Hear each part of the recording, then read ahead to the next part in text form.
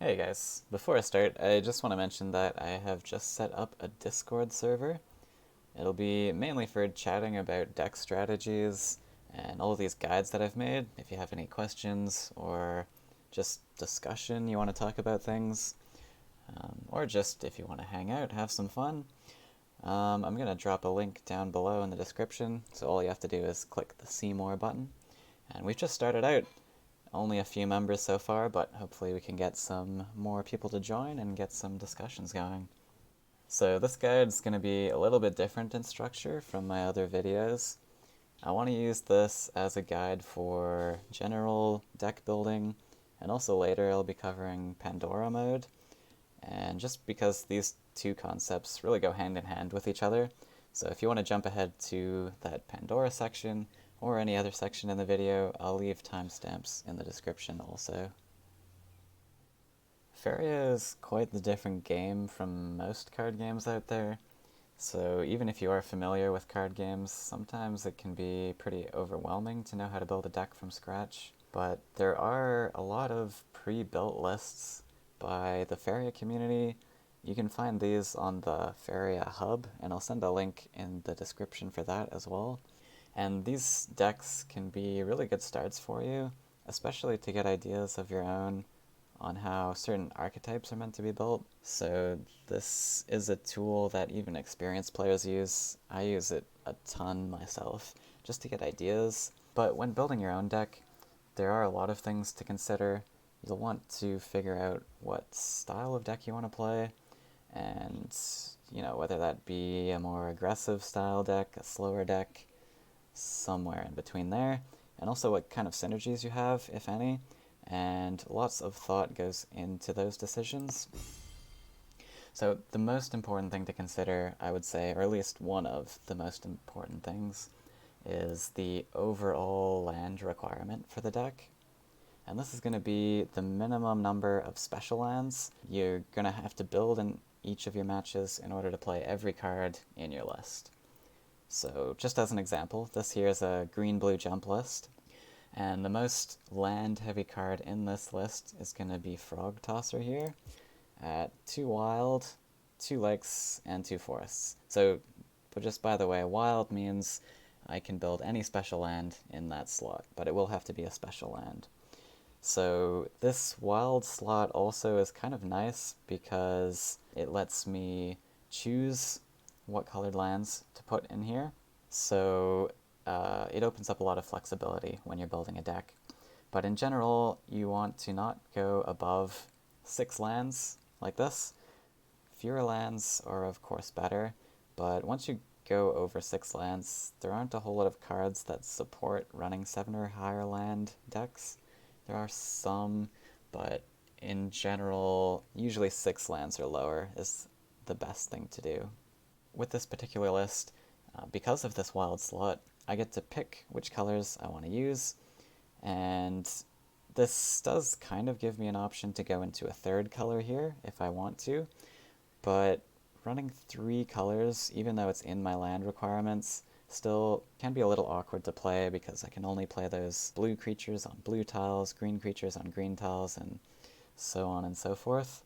So it's a lot more reliable to stay in green-blue in these colors. And in this list, I decided that I wanted to fill these 2 slots with lakes for Frogify here. And this, with these 4 lakes and the 2 forests, this brings my total land requirement for this deck to 6 lands, and it also means that I can play every card in this list just using those 6 lands. So this is always something to consider, making sure you can play every card in your list with the minimum number of lands. And keeping your lands to a minimal amount is important because the more lands you have to play in a match, the less +1 or draw options you get to use on the power wheel that is here in this right corner usually. And getting to these options as soon as possible can really give you a big advantage over your opponent. Extra Faeria and card choices are way better than just simply placing lands down. So aggressive decks will usually have a low land requirement for this reason, and that means that they can start +1ing or drawing early on, and just allows them to be able to outvalue their opponent with these options as soon as possible. And then slower decks, of course, will have a higher land requirement. So now we want to look at how to value a card. And it's usually better to value cards on an individual level as opposed to like card combos. So by combo here I mean 2 or more cards that synergize really well with one another. For example, Oakling paired up with Feed the Forest. This combo is really powerful, but it does rely on having both of these cards in hand at the same time in order to pull off, which isn't impossible, but sometimes you'll get stuck with only one piece of the combo in hand, and if one of those cards is just simply awful by itself, then you're going to have some dead weight in your hand that could have otherwise been something useful. So here is where we kind of need to consider the individual value of each of these cards. So Feed here can be used on your other high life creatures in the deck and still provide you with excellent value. It does always require you to have a creature on board, but I built this deck to have lots of high life creatures anyways, which makes it pretty difficult not to have a good feed target at any one time. So Oakling by itself is a little more challenging than Feed. Its value really comes from it dying, so as long as you have a way to drop it aggressive and kill it off, it'll still get this +5/+5 buff while it costed you 5 Faeria, so that's just pretty solid, decent stats there on its own, so long as you can kill this off. If Oakling was any worse of a card, I probably wouldn't be running this at all, even if the combo remained the same incredible value as it still is. You really want to make sure that a card within a combo is still decent on its own and doesn't need to rely on that card to be an alright card. A big mistake that I see new players making is building a deck that's centered around just one specific card, and it might be a crazy combo when it works, but then if that one singular card isn't drawn in the match, then the whole deck is just awful. So remember that you may not always draw the card you want, and even if you do, there's always the potential for it to get removed.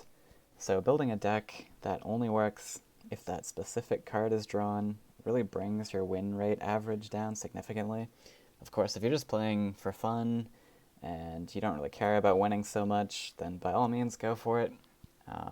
Not every Faeria player needs to play competitively, but just know that you may have some frustration and a difficult time winning a lot of the matchups. So determining the individual value of a card isn't always straightforward, and sometimes it takes some experience to know. The meta is a big factor on this consideration for sure, but I'll give some general rules of thumb that makes a good card good.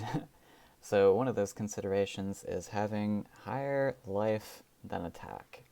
So more life on a creature is almost always the better option, because it just means that your creatures will be able to fight more stuff on the board, and it also makes them harder to remove for your opponent. And in this game, having a creature stick to the board and being able to harvest Faeria with it or fight stuff on your next turn is super important to have. Another consideration is how much a singular card does. So you can make a lot of good synergies with multiple cards in combination, but just how well does one singular card do on its own? So for a card such as Outland Ranger, this is a good example of a card that does a lot just for a singular card. You play a 3/2 body for 3 Faeria, and then it generates you another card to use for later. So a 3/2 for 3 doesn't seem like that great value, really, if you look at it at first glance, but the fact that this gives you a body to use for Faeria collection, and it also gives you a campfire card, makes this really strong. And all of this just happens from this singular card. So it gives you a lot of things, a lot of options and things to do once you draw this card. And any card that has a body attached to it that also does something else is usually pretty good. Just like I said, because it can collect Faeria for you. So another option is like Horsemaster. This is a body that also has an ability. And then having options on a card is another thing that makes a card very strong, such as Emperor's Command. So this lets you pick which option best fits your current situation, and it just pretty much increases the amount of things that you get to pick from in your hand. So anything with multiple options makes a card quite strong as well. And then when considering cards for your deck, you'll never want to underestimate tricks and removal cards. So a trick is just anything you can play that immediately affects the board, like a buff or a movement trick like Flash Wind. They just allow you to surprise your opponent and get really efficient clears on your opponent's creatures. And these types of cards are quite strong because it's something your opponent can't predict with 100% certainty. If you just rely on creatures alone to win you the game, then this just lets your opponent see exactly what's coming to them and what your attacks are going to be, things like that. And similar to including removal cards into your deck, you'll also want to watch out for a creature's susceptibility to popular removal spells.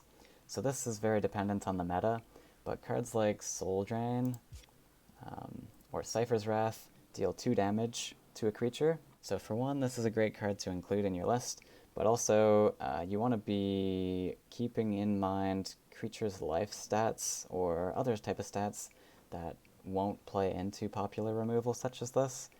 So anything with 2 life always has quite a weakness to these popular and very efficient removal spells. And another popular spell is hard removal type of things, such as Last Nightmare. So this is a consideration to make for large, very high costing Faeria investment creatures. So things like Solemn, let's say. This is a 7 cost card. So you invest a lot of Faeria into playing this, only to have it destroyed by hard removal like Last Nightmare. So you don't want to be playing too heavy costing creatures to avoid these hard removal type of spells. And just as a side note, this is also a reason why you never want to use buffs on your creatures unless you have to make an efficient trade. So pre-buffing your creatures is never a good idea because you can get punished very hard by hard removal spells like this, or Frogify. And another one to consider is when a card relies on another card to gain a buff or something like that. So, for example, something like Windborn Emissary, in order to get its full value, it needs to have another flyer on board. So for cards like these, I like to imagine how good this card would be when it's alone, without any of these special conditions. So when Emissary is alone, it's going to be a 3-cost, 3/3 flyer. And considering this, even without the buff, this is quite solid stats, in my opinion. Anything more than this really is just a bonus. So for that reason, that makes this quite a good card. So it's always a safe bet to imagine a card being in its worst situation that it could be in without another flyer in this case. And if the card is still decent value in that worst case scenario, then it's probably a good card. It's also very important that your deck have some starting creatures in it. So a starting creature, to me, is just one that can be played probably on turn 2 or sooner, regardless if you're going first or second. Occasionally turn 3 as a play is okay, but it's usually not preferred. So it's going to be something that is at most 6 Faeria and 2 lands to play, because this allows you to play it on turn 2 regardless if you're going first or second. But of course, smaller bodies as well are usually more preferred than that, such as Windborn Emissary. And I'd say that a safe number of starting creatures is 9, but you can of course experiment with this as more or less. So in the blue-yellow tempo deck I showed last week, this has 9 starting creatures in it, and this is quite the solid number to me. But of course, It depends on what style of deck you're playing, and you can run less, you can run more. Just play around with it and see what you like about it. So the last thing you want to consider in your decks and with your specific cards is your win condition. So once you've set up your starting creatures and all of the required lands for your deck, what do you have that's going to be able to close out the game and allow you to push enough damage to your opponent's orb to win? And this could be something like Colossus, maybe a Windstorm Colossus, because it's a very cheap creature you can get down as you've built up towards this win condition. 7/7 body. Pushing into face is quite a lot of pressure for your opponent to deal with. But this doesn't always have to be a specific card. For example, in a burn deck, your win condition is simply whittling your opponent's health down with these burn spells such as Cypher's Wrath. But you at least need to have a game plan on how you're going to win the match with all of the cards in your deck. So those are all of my tips that I have on building a deck and valuing individual cards. So now let's get into Pandora mode.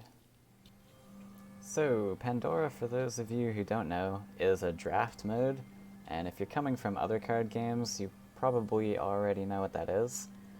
You're going to get shown a successive pool of 5 cards, and you'll have to choose one card each time until you've built a deck up to 30 cards.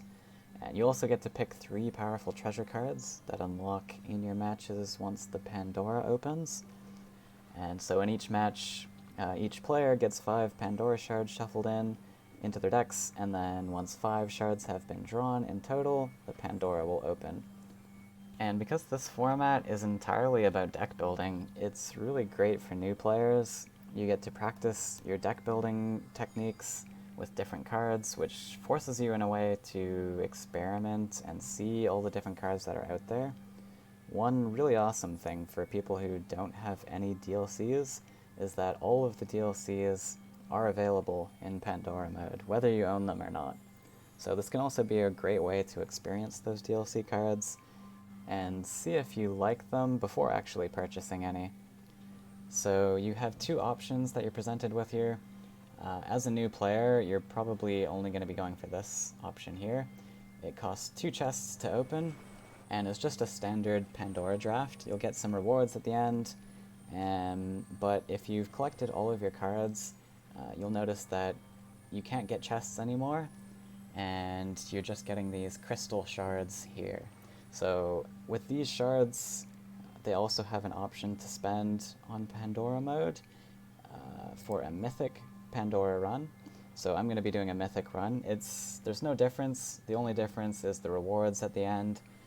You get a bunch of mythic cards and mythic chests.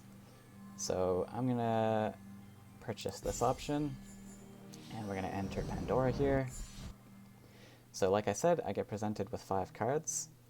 And when deciding which card to pick, try to remember the things that I mentioned earlier on valuing individual cards. Pandora can alter your considerations slightly because of how it's designed. Popular removal spells and removal cards that you normally see on ladder won't be as frequent here because it's all random. So don't worry as much about picking cards that are out of soul drain range or things like that. Card synergies are also a lot more difficult to pull off here, again because of the randomness in the cards that you get given. So it becomes even more important here to value cards on an individual level. Removal spells and hand tricks are quite important to have, since those will be what gain you value over your opponent. So try and remember to include at least some of those, but ultimately you're going to want a lot of creatures, and ones that can stick to the board well. You don't have to worry about hard removal as much, like I said, so feel free to use some large and high-costing creatures that you otherwise wouldn't want to use on ladder. You definitely want to use some big things anyways, to use as win conditions, and you do also want to have quite a few cheap and low land costing creatures in order to get out as early Faeria collectors, which again gains you more advantage over your opponent. So for your picks, be sure to consider hand tricks, win conditions, and cheap collectors.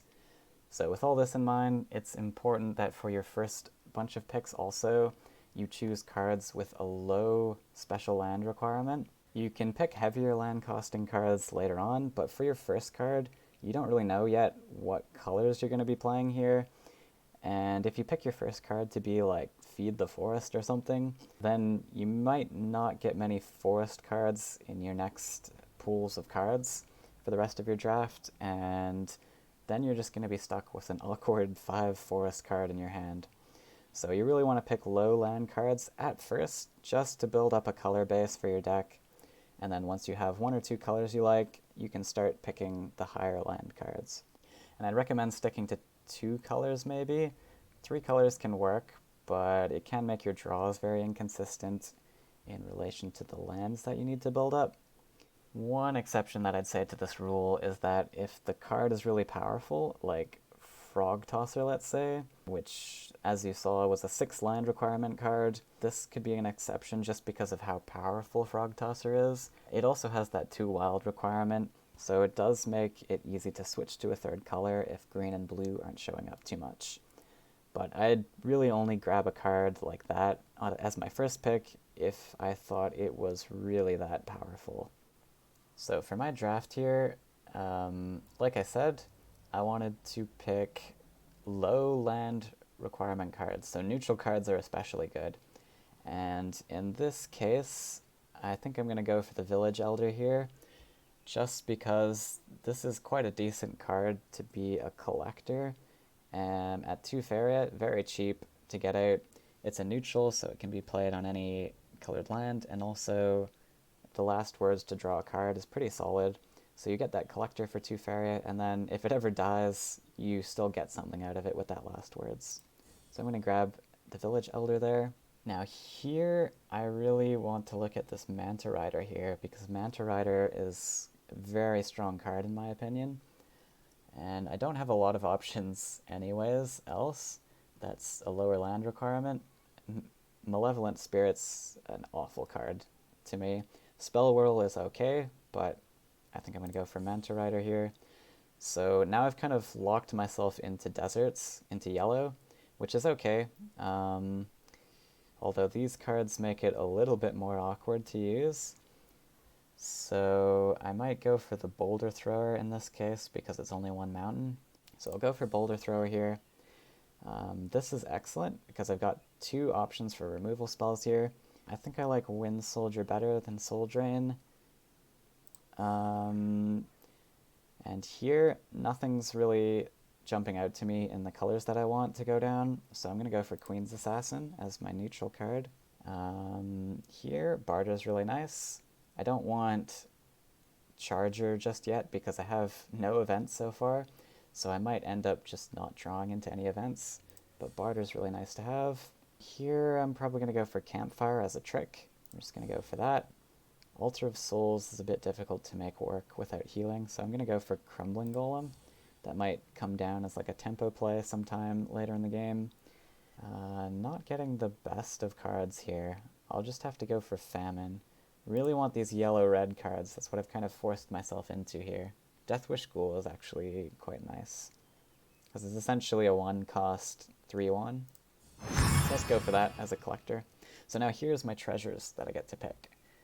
And these 2 right here I would definitely say are incredibly strong cards. I like Bolted Lightning a little better, I think. So here, another removal spell, but my deck is looking a little shy of creatures. Solid creatures, at least. So I'm looking at the Exalted Ogre. I already have a removal spell, and creatures are something you should value more than removal spells. Definitely want removal spells, but creatures can be a little bit better. I'm going to take Ogre Battler here. It's just a nice, strong, solid body I can use. So movement tricks are very powerful. So is Nightmare. I think I'm going to go for the Tower here.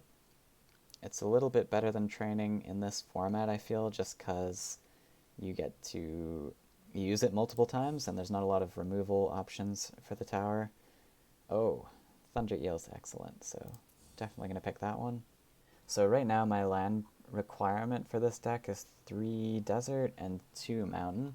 So I want to try my best to stick to that land requirement. I don't particularly want to go up to 3 mountains. The lower the land count, the better. So Herald of War, even though I don't have combat creatures in this list, it's still a 4-cost 4/4 body, which is very solid.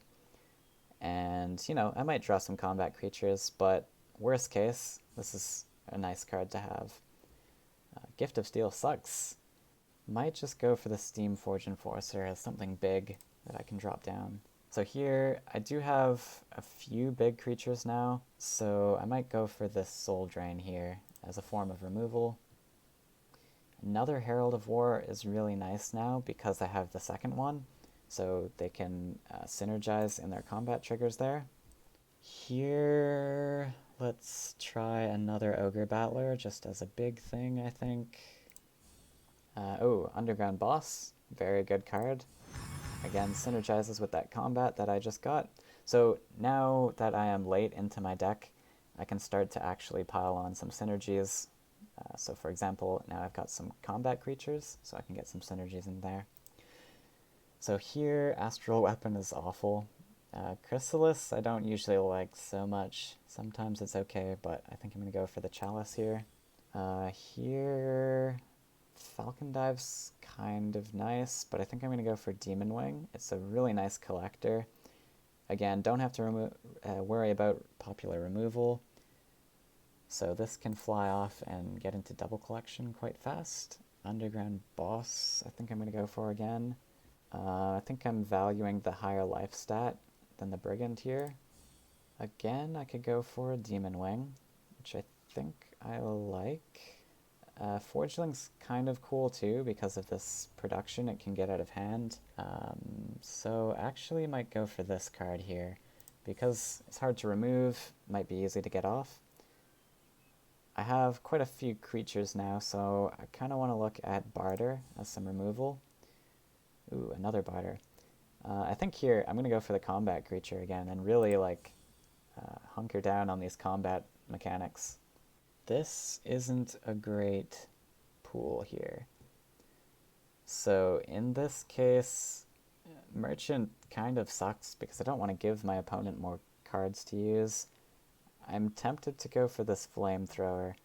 I said that I didn't want to go up to 3 mountains, but I might just have to go for that as a one-of, and I don't have to build up to those 3 mountains. If I draw this card, then I can always build that next land. More combat creatures. I think that's good to go for. So here again, I do have a lot of big stuff. Not a lot, but a reasonable amount. I've got 2 Battlers already, so I think I'll go for more removal. Here, let's pile on more synergy with combat. So I might go for Bloodsinger.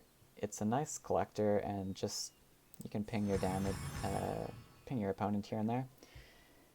So I'm gonna go for the Warhorn Yaks here, I think. Alright, so now I've got my list, and this video is already gonna get quite long, so I'm just gonna say very quickly for land placement. Choosing which side to go down will largely depend on your opening hand. So if you have a lot of large creatures or tricks in hand, it may be a good idea to try and fight the same side as your opponent.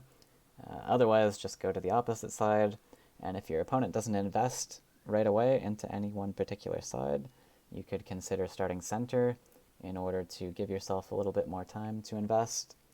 And then when building up your colored lands, always build towards your hand because of how random this is. So if you've got like lots of red stuff in hand, of course build those mountains up, but always keep in mind your overall land requirement. So once I've built those mountains, I may want to start building up my deserts. And in this case, I've only got Manta Rider as a 3 desert cost card, and I've only got Flamethrower as a 3 mountain card. So in this case, I'd recommend building 2 mountain, 2 desert, and then just using the +1 and draw options on the wheel. And if you happen to draw one of these cards, you can build that 3rd land. But because it's only a one-of in the deck, just build 4 lands in this case, and then +1 or draw from the power wheel. So let's get into a sample match. Alright, so I quite like this start actually. got 2 starting creatures and an event to use for later. So I'm going to keep this. I'm not going to post my list here, by the way, just to save on all the clutter, otherwise I'm going to have a giant list that scrolls all the way down the screen. But if you do want to take a look at this list, I'll post it onto the Faeria hub, so I'll leave a link in the description for that.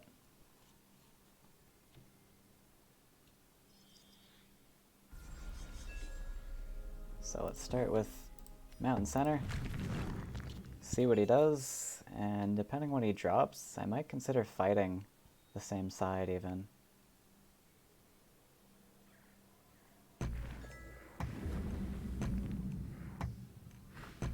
Air Elemental.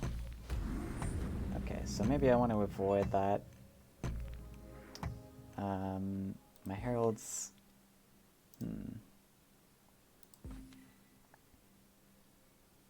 Yeah, we're gonna go to the other side. He's in yellow, so maybe we can sneak a Soul Drain. It's pretty random using Barter in Pandora. He could have any number of events. Shade and Demon. Ooh, that's nice to pick up. So I'm going to continue my march to the left, but I'm also going to drop this Herald down here to fight this Shaitan Demon. So now, if he steps forward, I've got an easy clear on it. So there was 1 Pandora shard found by my opponent. So we collectively add to this bar here and try and open the Pandora.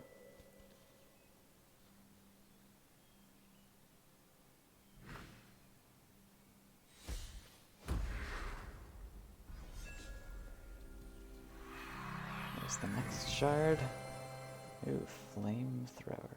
Okay, so I'm going to build my desert up here, and then I'm going to barter first just to see what I can find. So there is a Soul Drain. It's pretty nice. And let's clear this demon. Get rid of this card in our hand so that Spectre doesn't run into me.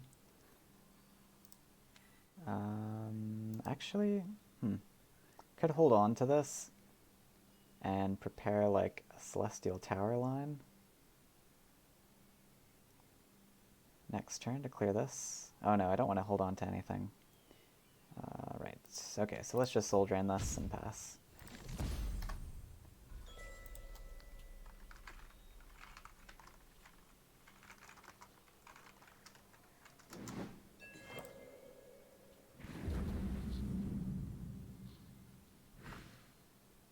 Bloatfly.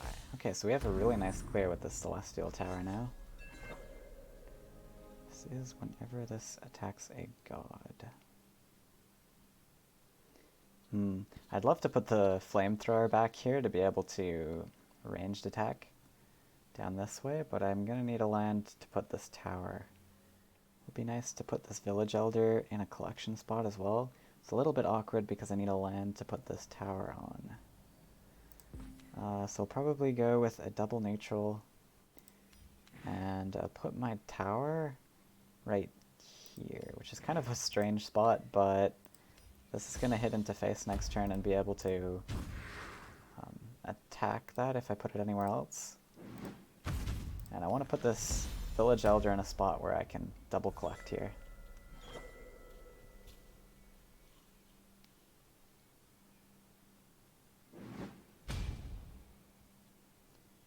Got a removal spell for that.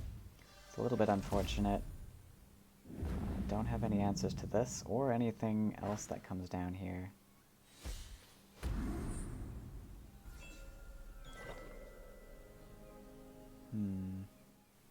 So I really need to draw more options here.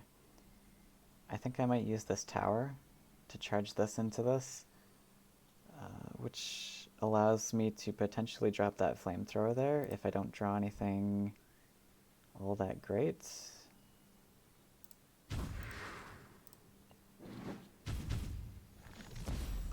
Oh, okay. Battler's pretty excellent.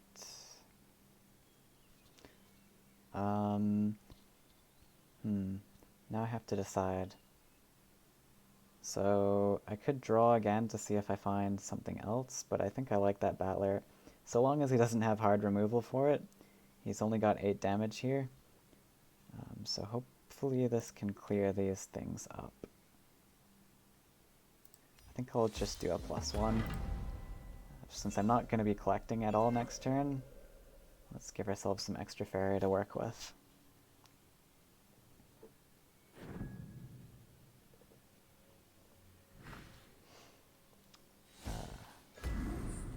Manta Rider. Okay, so he doesn't have any sort of clears on this, so that's pretty nice. I'm not doing too well at the moment. Because of all this aggression, I've got nothing to answer with. Could do a barter here, but I don't know what I'm looking to find. Probably Soul Drain to clear this Demon Wing. He's out of cards, so that's interesting to note. Would be very excellent if I can set up a double collector. Even Flamethrower is okay.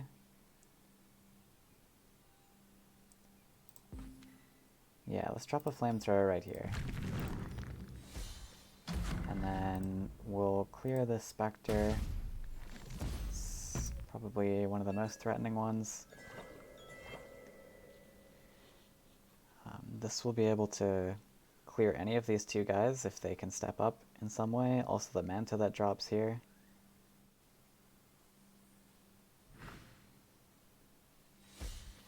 Horridrim Monk.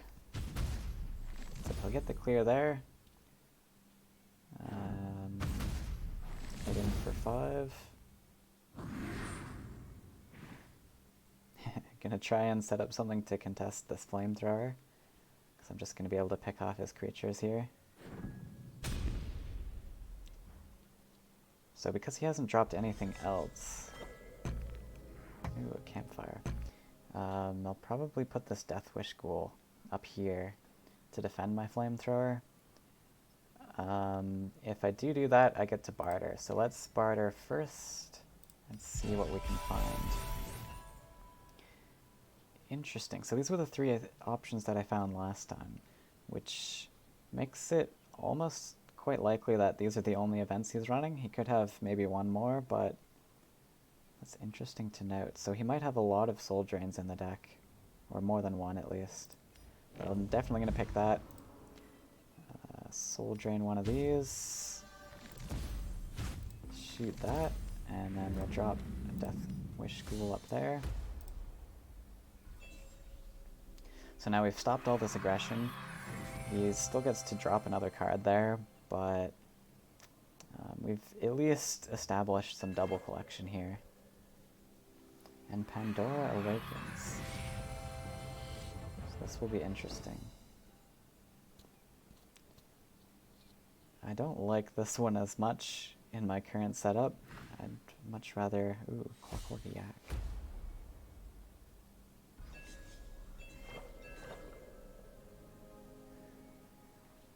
So I think I'm going to draw for stuff. Exalted Ogre. So this gives +6/+6. I would need all 6 of those buffs to go on the Ghoul in order to clear this. Which is very unlikely. So probably 3 buffs go on this. I do also have Campfire and Famine. So this is another 2 damage here. Down to 7. So if I can get 4 of these buffs on the Ghoul, it's pretty difficult to pull off, but let's see if we can get that. Not quite so lucky. Okay. So we'll drop this, and then we'll just pass from here. At the very least, this can endure a hit from the Yak.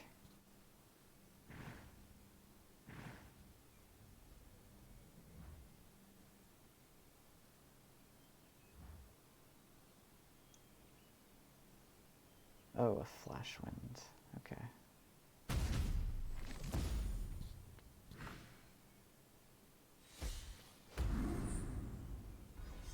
Yeah, flash wind was something I could have maybe expected, but difficult to play around things at this moment. Let's draw for something. A boss. It can be quite nice. So I can put this assassin defensively in hopes of clearing this, I think. But now it's a bit awkward to play another creature. Could also send this to face to start pinging damage there. That might have been a better line, just to drop an aggressive land too. Maybe we can do that next turn. Quite like having this defending my flamethrower. I don't like playing this down. I might have to now though.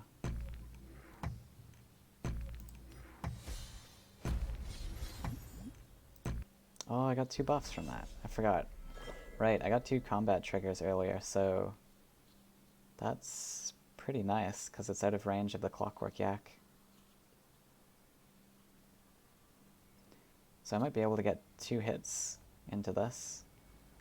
This Queen's Assassin's going to be a bit awkward though, so I'm not too certain about that play there. Yeah, I might have to take some not so favorable value there.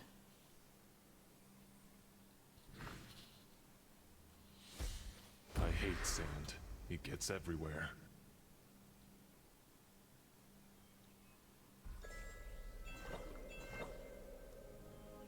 Bloodsinger. Another option is stepping this to the side, giving this charge, and then killing it with the ghoul. Bloodsinger's kind of nice. I'd like to drop something aggressive on his face now, because I've got this archer to deal with stuff. Ooh. How am I going to do that? I only have so many lands that I can place. Because I want to build both of these. But Bloodsinger's maybe not worth it this turn then. So I'm just going to kill this, go face, drop a mountain for the ogre. Let's go for it. Charge this up. Let's put the ogre on this side to... I don't know why. Maybe just to avoid something aggressive that comes down here. So just hit in here, hit in here. Let's drop this. Pre-campfire? I think that's okay. Just, if he wants to hit into this, he'll have to spend an event. He probably goes face anyways. So we've got 2 turn lethal set up here. Really just need to deal with all of this stuff that's down here. Oh, is he going to retreat? Interesting.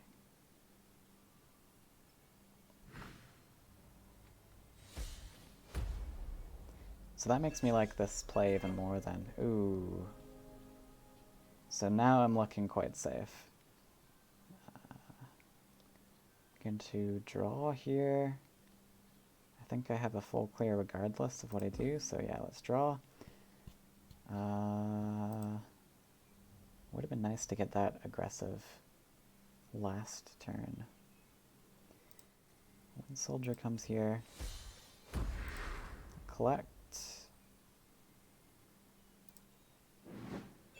Kill this.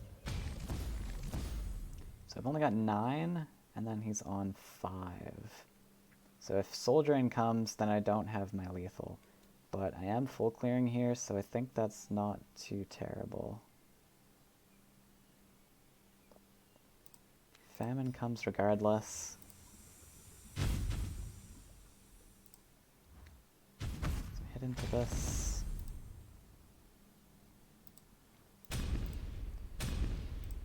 And then the Steam Forge, I'm gonna drop here. In case he's got like haste creatures that can deal a lot of damage, at least I'm blocking this spot. And the Thunder Eel. Well played, sir.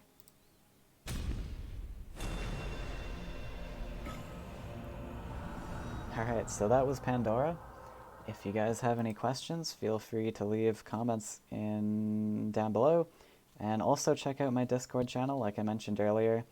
There'll be a link in that for the description as well, so that will be a little bit easier to have some sort of discussions if you need like help on certain decks, or you just want to discuss, talk about the decks, anything like that.